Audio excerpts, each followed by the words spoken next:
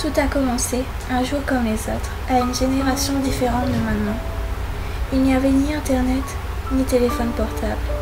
Mais ce jour-là, à mon école, on devait faire une correspondance par lettres, et c'est là que tout a commencé. J'avais 16 ans et lui 18.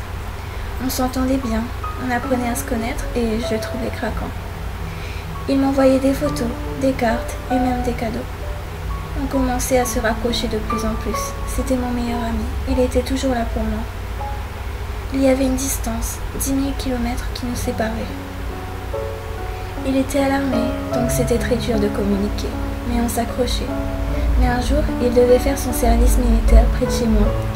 Et c'était l'occasion idéale pour enfin se rencontrer. Il est descendu de son train. Je l'attendais à la gare. J'avais peur. Quand le train est arrivé, je l'ai vu descendre. Il était devant moi. Ce que j'avais vu en premier, c'était ses beaux yeux, qui ont terrassé mon cœur. Et là, c'était le coup de foudre. Nous sommes allés se balader, discuter au bord d'une rivière, prendre des photos.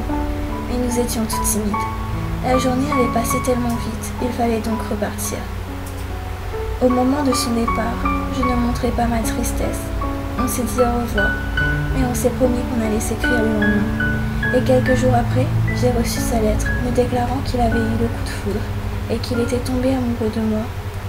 Il m'expliquait qu'à son départ, quand il est monté dans le train, il n'y avait qu'une envie, c'était de m'embrasser pour me dire au revoir. Mais il n'avait pas osé, alors il m'a tout écrit, tout ce qu'il ressentait pour moi. On était donc deux à s'aimer. Aujourd'hui, ça fait 24 ans qu'on est mariés. Ne jamais perdre espoir.